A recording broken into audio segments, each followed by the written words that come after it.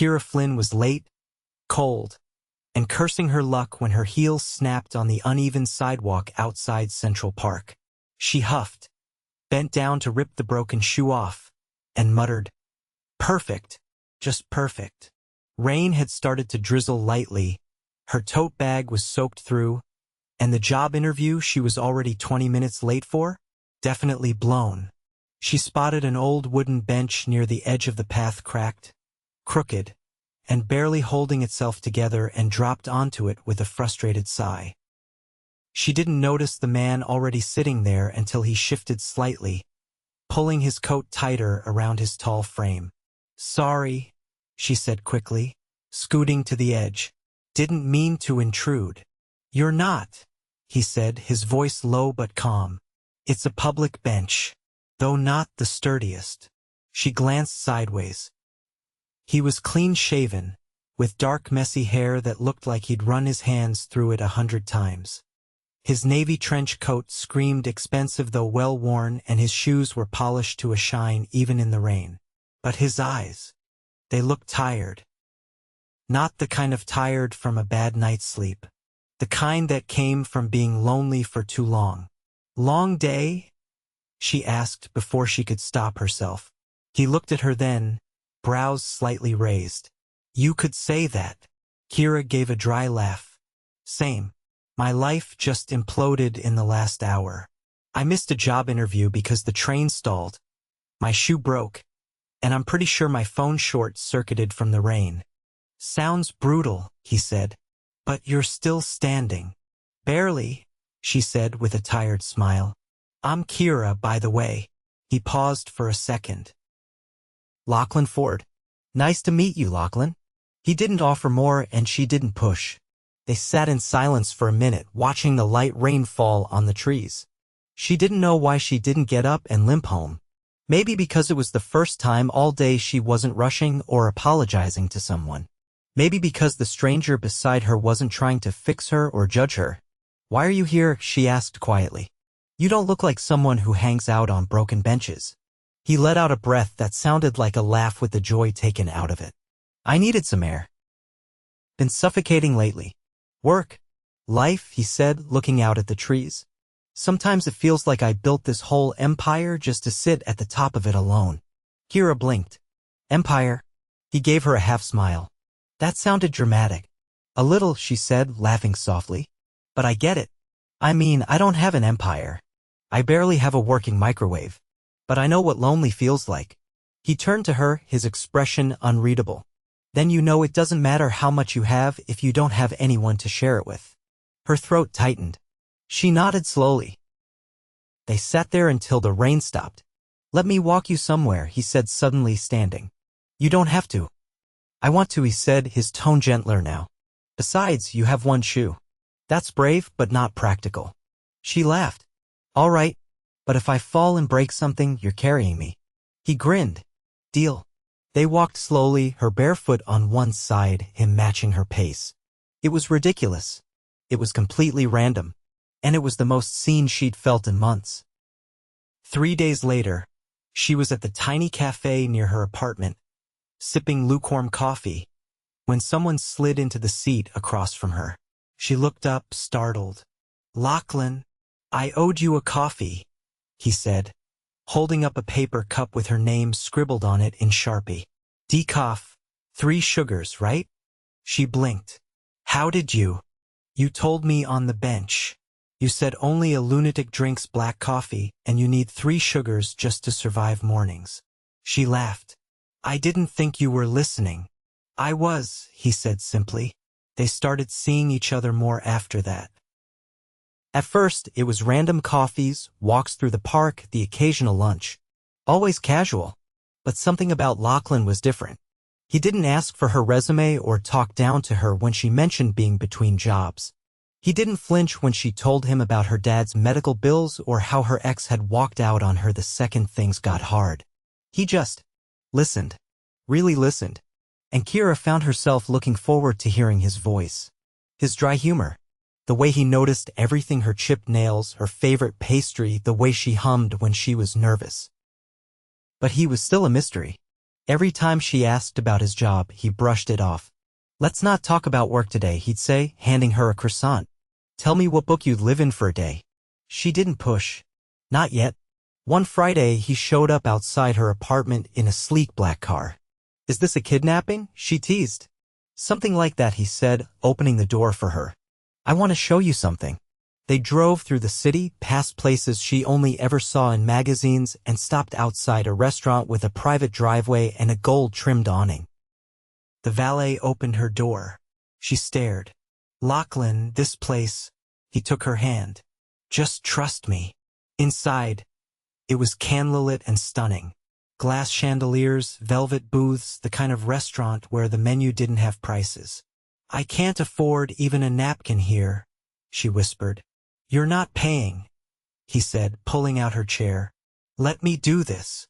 The waiter appeared with wine she couldn't pronounce. The food came in courses so delicate she was afraid to breathe near it. Every staff member treated Lachlan like a regular. She leaned across the table. "Okay, spill." "Who are you really?" He hesitated. She waited.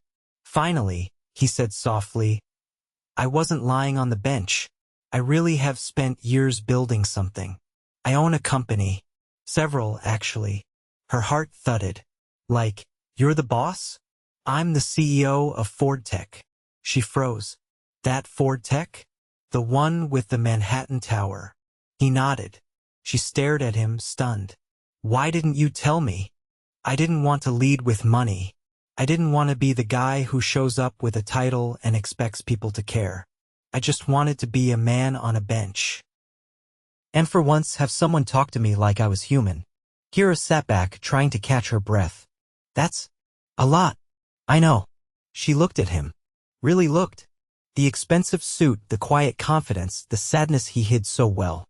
And underneath it the same man who shared an umbrella with her and asked about her favorite book. She reached across the table and took his hand. "You're still the guy from the bench to me." He exhaled like he'd been holding that breath for weeks.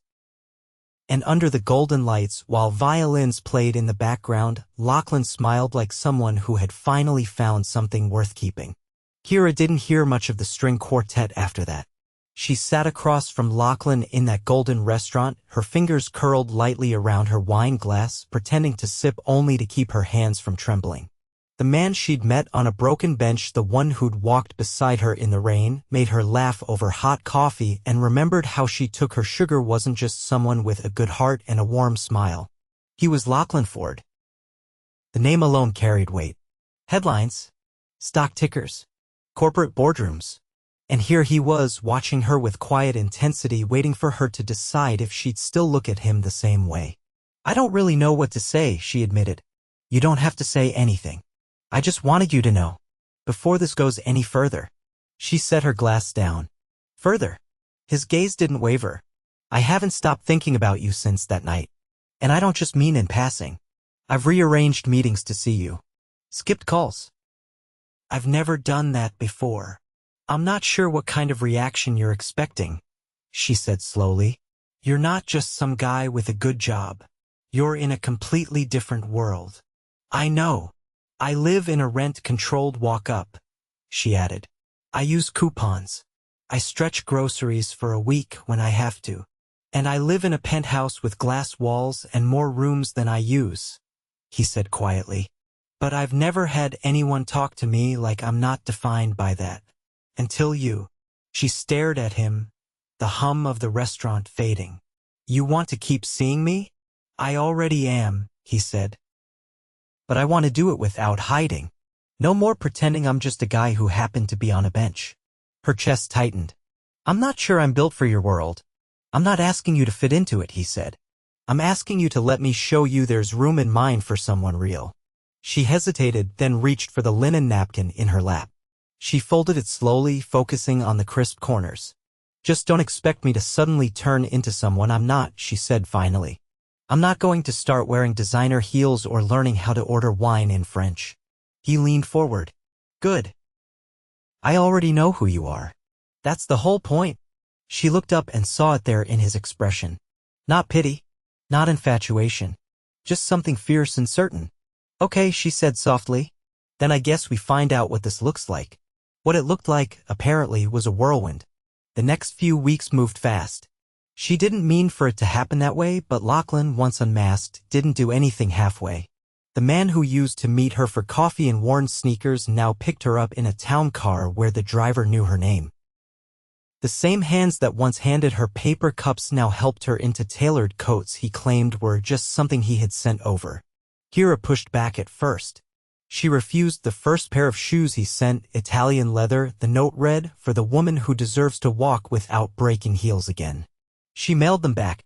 He sent another pair, this time with a handwritten message, keep these. Or I walk barefoot with you next time. She kept them and wore them to a gallery opening he invited her to. That night, she walked into a world she'd only ever glimpsed in passing. Champagne towers. People in floor-length gowns discussing art like they were bidding on planets. Cameras flashed when Lachlan entered. She stiffened beside him. He leaned down to whisper, don't look at them. Look at me. She did, and the room faded. He introduced her simply as Kiera. No long titles. No elaborate explanations. Most nodded politely, but some stared longer than necessary. She caught a few whispered comments. One woman, in a backless dress and diamond earrings the size of cherries, narrowed her eyes as she passed. Who is she? The woman said under her breath. Where did he find her? Kiera heard it. Lachlan did too. She's with me, he said aloud, not bothering to lower his voice. The woman blinked, caught off guard, before walking away. Later, by the balcony, Kiera leaned on the railing, watching the city lights flicker below. You know I don't belong here, she murmured. You belong wherever you want to be, he said beside her. Including here, especially here. She turned to face him. I'm not used to being defended. Get used to it. She didn't say anything, but something shifted in her chest. The next day, she realized just how serious he was about not pretending anymore. Kiera, he said when she arrived at his place, a sprawling penthouse on the Upper East Side with floor-to-ceiling windows that looked out over the skyline, I want you to meet someone. She raised a brow. Is this the part where you introduce me to your PR team? He smiled. Close. My sister. That threw her. Wait, you have a sister? I do, he said. And she's going to love you. The door opened a few seconds later, and a woman in her mid-30s walked in. She was sharply dressed, but had her hair in a messy knot and wore no makeup. She didn't look like the kind of woman who cared about appearances. You must be Kiera, she said, walking over without hesitation. I'm Rowan. Kiera shook her hand. He didn't tell me you existed. Rowan rolled her eyes.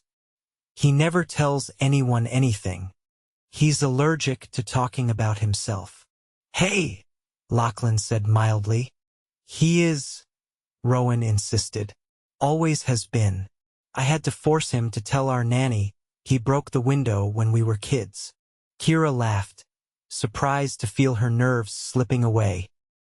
Rowan pulled her aside while Lachlan went to grab drinks. I like you, she said. You're not afraid to call him on his crap. I don't think he gives me much choice. Rowan grinned. Good. He needs someone who won't let him hide behind business deals and five-star dinners. Kiera tilted her head. You say that like he does it often.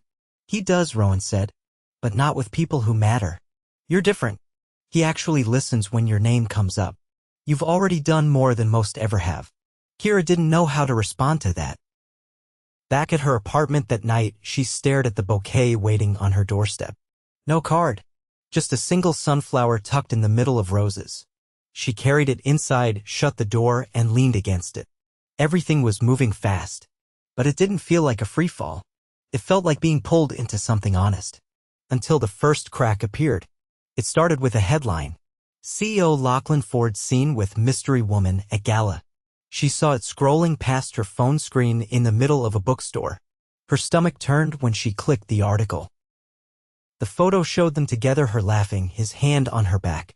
The caption underneath didn't name her, didn't get anything factually wrong. But the comments were brutal. Another gold digger. Bet she's after the inheritance. He'll get bored in a month. Kiera walked out of the store without buying anything. Her appetite vanished. Her heart pounded for reasons she couldn't explain. That night, she didn't answer when Lachlan called. He left a message. Then another. She finally picked up the third time. "You saw it," he said. "I did. Talk to me. I don't know what to say." "Say you're not letting a bunch of strangers who don't know you decide how you feel." "I'm not upset about what they said," she said. "I'm upset that I wasn't ready for it. That I didn't know this was going to happen." "I didn't either," he said. "But I should have. I should have warned you." "I'm not asking you to fix it," she said softly. "I just need to breathe." There was silence.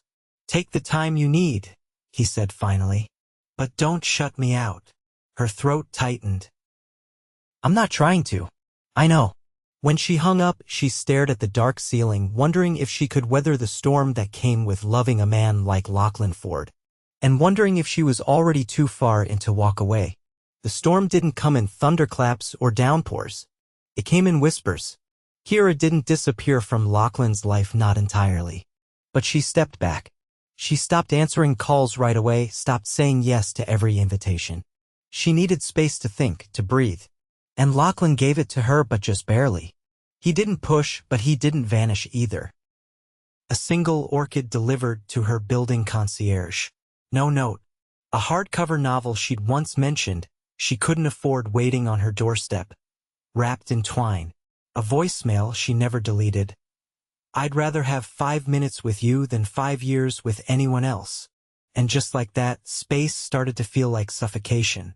She still didn't know how to exist in his world. But she missed the part of him that wasn't the CEO. The part who noticed when she was quiet too long or when she was trying not to cry.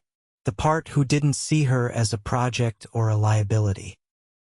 One afternoon, her phone buzzed with a message from Rowan. "Just coffee. No pressure."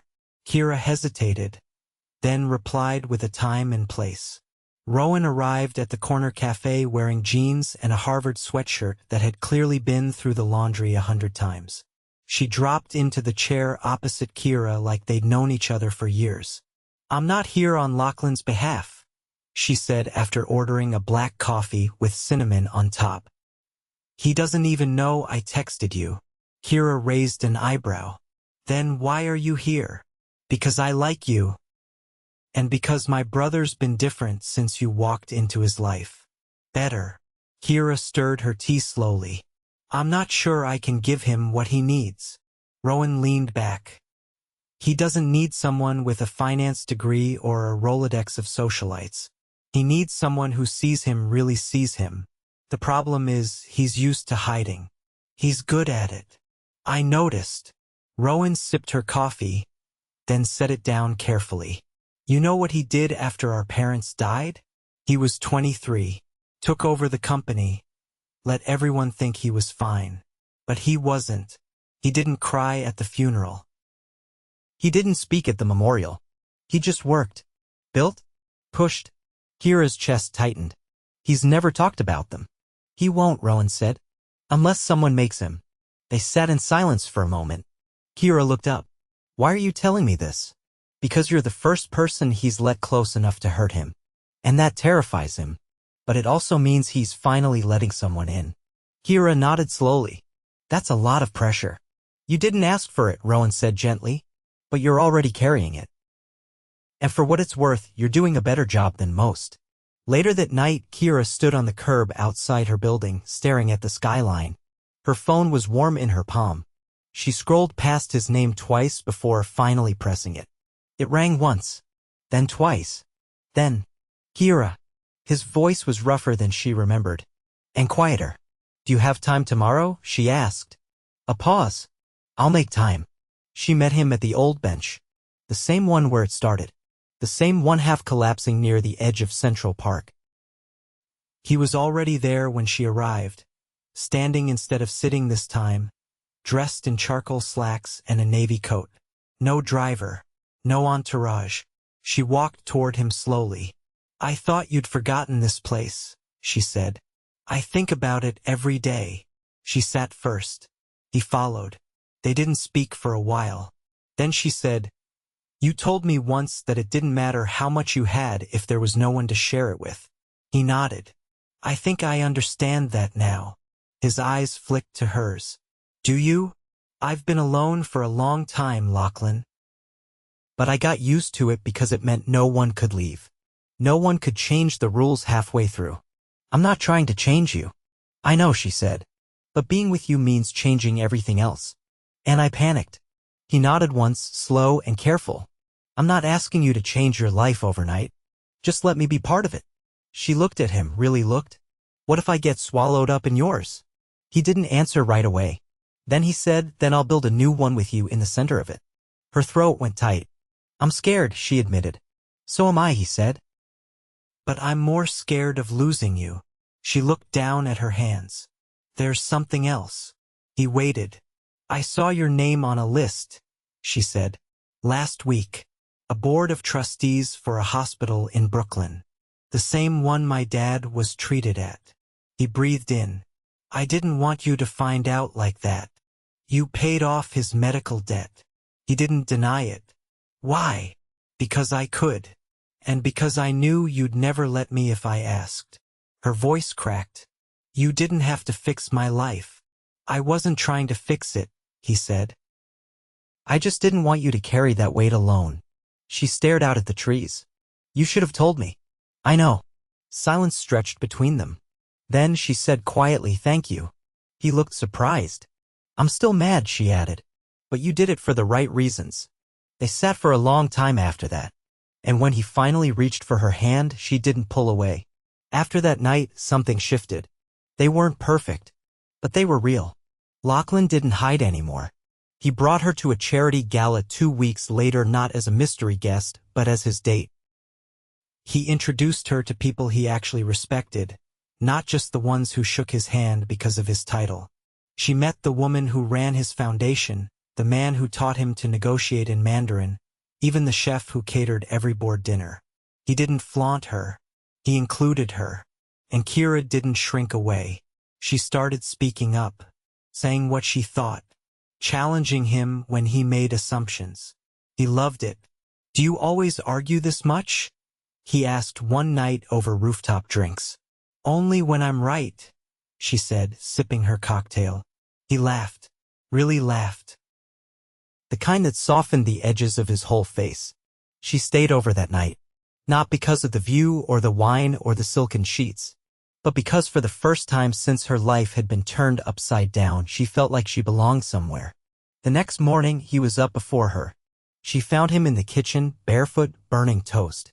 I thought billionaires had people for this. I fired mine, he said. You make me want to try things. The toast was terrible. She ate it anyway. One evening, he took her to a private exhibit at the Met. They were the only ones in the gallery. The lights were low. The paintings were all from a collection Kiera had studied in college but never seen in person. She wandered from canvas to canvas, awed. When she turned, Lachlan was standing in front of a glass case. Inside was a sketch, a simple one, charcoal on cream paper. A woman sitting on a park bench, rain falling around her. Her face was turned just slightly, as if hearing something in the distance. Kiera stepped closer. That looks like... It's you, he said. I had it commissioned. Her breath caught. I wanted to capture the moment everything changed. The first time I saw you. He turned to her. I was going to wait, he said. But I don't want to anymore. She stared at him, heart thudding. He reached into his coat pocket and pulled out a velvet box. No speech. No theatrics. Just a simple question spoken like a promise. Marry me. Her world stopped. And then it started again, faster, brighter, louder. Yes, she whispered. Yes. He slipped the ring onto her finger. And in the middle of a museum filled with priceless art, the most valuable thing was the look on his face. Like he'd finally found the one thing he couldn't buy, couldn't build, couldn't control, but could love and be loved by forever. Kiera stood in front of the wide bay window in Lachlan's penthouse, the early morning light bleeding gold across the skyline. The engagement ring on her finger caught a sliver of sunshine, scattering it in fractured patterns against the glass. The city stretched far below, but she felt suspended above it all, weightless, stunned, and so full of emotion she could hardly take a full breath. Behind her, Lachlan moved quietly through the kitchen. The soft clinking of porcelain and the low hiss of the espresso machine grounded the moment in something real, something domestic. She turned only when she heard him approach, 2 mugs in his hands. "I didn't know what you wanted, so I made both," he said, holding out 2 cups, one with decaf and 3 sugars, the other a perfect cappuccino. She smiled, accepting the one that already smelled like comfort. "You remembered." He nodded, watching her closely. "I remember everything about you." They sat on the edge of the low couch near the window, their knees brushing. She took a slow sip, then glanced at him. "Is your board going to lose their minds when they find out you proposed to someone they've never vetted?" "Probably," he said, unbothered. "Let them. I built the company. I don't need permission to have a personal life." She tilted her head. "You've never been engaged before, have you?" "Once," he said. "To the job. That relationship got toxic." She laughed softly, then looked down at the ring again, her thumb running over the band. "Is it too soon?" he asked. She met his eyes. "No, it just still feels impossible. Like I stepped into someone else's movie." "You didn't," he said. "You rewrote mine." The week that followed blurred into a dreamlike rhythm. Neither of them tried to rush. They didn't announce the engagement yet. Lachlan insisted on waiting until he could introduce her to a few more people in his life, people who mattered beyond the headlines. Kiera was grateful. She didn't want to be defined by a press release. Instead, they stayed in a kind of golden limbo, wrapped in the quiet intimacy of a shared life just beginning. One evening, Lachlan brought her to a townhouse on a quiet street in the West Village. "I used to live here," he said, unlocking the front door, "before the company outgrew me." Inside, the place still smelled faintly of cedar and old books. The furniture was minimal, the walls lined with photography, black and white shots of cities, people, moments paused in time. "I kept it," he added. "Could never bring myself to sell it." Kiera wandered through the space slowly, her fingers brushing the worn edge of a leather armchair. "It's beautiful. It feels like you before you became what the world expects." "That's exactly what it is." He paused behind her, then said, "I want us to live here, at least until we figure out where we really want to be." She turned. "You're serious?" "I don't need the penthouse. I need you. And I like the idea of starting where I once started over." She studied him, then nodded. "Okay, but I'm keeping the bookshelf." "Deal." He stepped closer. "There's something else you should see."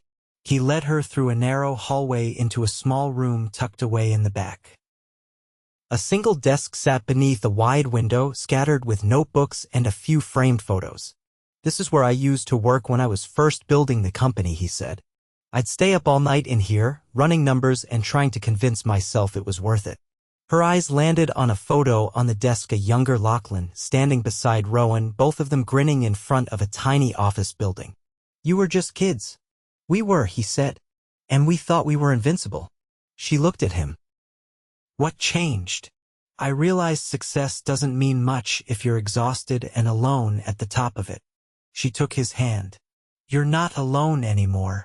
They returned to the penthouse the next day to pack a few essentials, and Kiera watched with quiet amusement as Lachlan struggled to decide which suits to bring. "Take the ones you actually wear," she said, folding a few casual shirts into a bag. "I have meetings. You also have a fiancé who prefers you in t-shirts and sarcasm." He grinned. Point taken. They settled into the townhouse as if it had been waiting for them all along. Mornings were slower now, French press coffee, old jazz records playing through the speakers, and the comforting routine of shared silence. Lachlan still worked, of course, but his hours shifted. He no longer answered emails at 2 in the morning. He started setting boundaries, and for the first time, Kiera saw what balance looked like for a man who'd built an empire with his bare hands. One afternoon, he came home earlier than usual, his coat draped over one arm, a small envelope in the other. "What's that?" she asked from the kitchen. He handed it to her. "Something I wanted to give you before the world starts asking questions." Inside was a key. "To the townhouse?" "To everything," he said. "My life. My world. No doors locked." She held it tightly. "You don't need to give me keys to prove anything." "I'm not proving anything," he said. "I'm just making sure you always know you belong." That night, they sat on the rooftop terrace, wrapped in a blanket, watching the city lights flicker like stars. He leaned back, arms behind his head. "I never thought I'd have this," he said quietly. "Not the money. Not the company. I mean this peace." She rested her head against his shoulder. "I never thought I'd be someone who could give it to someone else." "You didn't give it," he said. "You made it with me." The next day, they held a small dinner in the townhouse, inviting only a handful of people: Rowan, a few of Lachlan's close friends, the woman who ran the community nonprofit Kiera had recently started volunteering with. It wasn't an engagement party. It was something quieter, more intentional. A gathering of people who mattered. During dessert, Rowan pulled Kiera aside. "He's changed," she said, tucking a curl behind her ear. "You did that." Kiera shook her head. "He did it himself. I just didn't let him pretend he didn't need to." Rowan clinked her glass against Kiera's. "Well, whatever you did, it worked. He smiles now. And not just for press photos." Later that night, after everyone had gone, Lachlan and Kiera stood in the kitchen, finishing the leftover champagne. "You know," he said, "we still haven't set a date." "There's time," she replied. "I don't need a date to know I'm yours." He pulled her close, his hands resting gently at her waist. "I want to build something with you. More than just a life. A home. A future." "You already are," she whispered. They didn't need a big announcement. They didn't need headlines or diamond-covered galas. What they had was better than all of that. Honesty, connection, and a love forged not through fairy tale illusions, but through quiet moments and real choices. And in the stillness of the night, in a house filled with memory and hope, they began that future together. Not as two people from different worlds, but as one. Whole. Unbreakable. Home. The invitation arrived in a thick cream envelope pressed in gold foil with the kind of calligraphy that screamed old money. Kiera found it tucked under a stack of mail in the townhouse foyer addressed to Ms. Kiera Flynn and Mr. Lachlan Ford. Inside, a formal card announced a black-tie benefit gala hosted by the Langford Foundation, one of the oldest philanthropic institutions in the city. Kiera set it down on the table beside a half-drunk glass of orange juice. "You know about this?" Lachlan glanced over from the kitchen where he was slicing blood oranges with absurd precision. "Got mine yesterday. I usually skip their events." She tilted her head. But this year they're honoring Rowan." Her expression softened. "And you want to be there for her." He wiped his hands with a kitchen towel. "She'd never ask, but yes. And I want you there with me." She nodded, brushing a thumb along the edge of the card. "Then we'll go." The night of the gala arrived like Manhattan itself, dramatic, extravagant, and unapologetically glamorous. Outside the historic Langford Hall, a red carpet stretched down the front steps, flanked by hedges trimmed like sculpture and security detail dressed in tuxedos.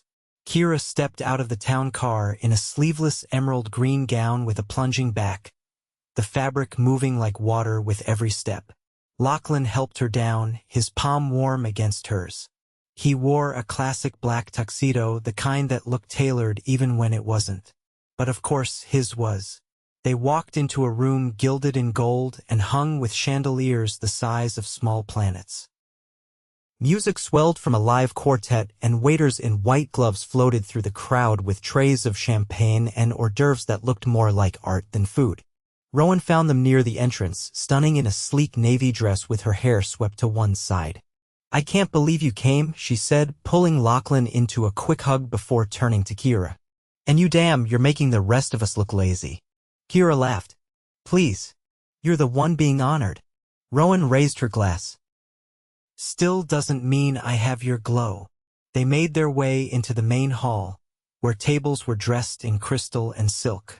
The evening unfolded in glittering wave speeches, performances, silent auctions, but it was during Rowan's acceptance that Kiera found her breath catching. Rowan stood at the podium, accepting the philanthropy award with quiet dignity.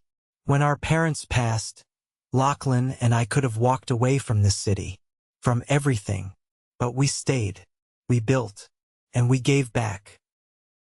Because someone once told me that legacy isn't just about what you leave behind, it's what you choose to stand for while you're here. Kiera glanced at Lachlan, whose jaw flexed subtly. She took his hand beneath the table.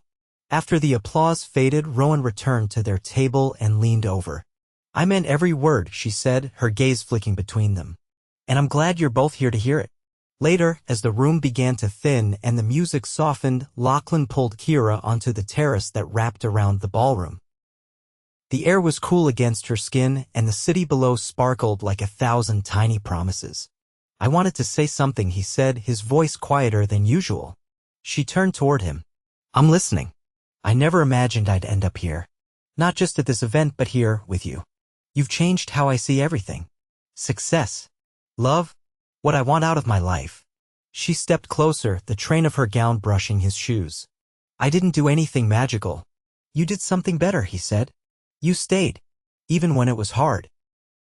Even when I didn't make it easy. She reached up, her fingers brushing the edge of his jaw. I stayed because I knew you were worth it even when you didn't.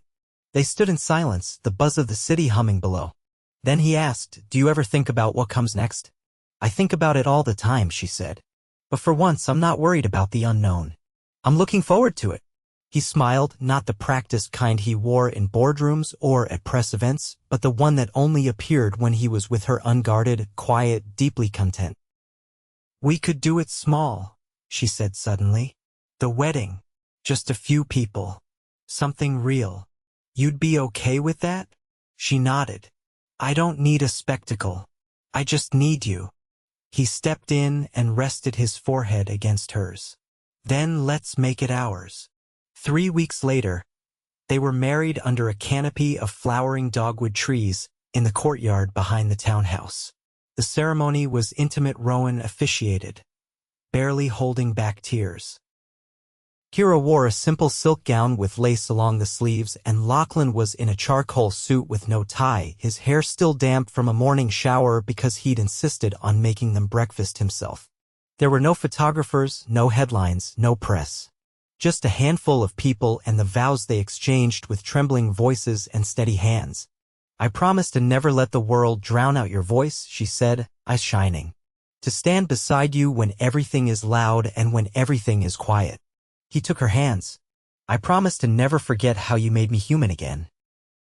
To choose you every moment, no matter how many distractions try to pull me away. When Rowan pronounced them married, Lachlan kissed her like he'd finally come home. And he had.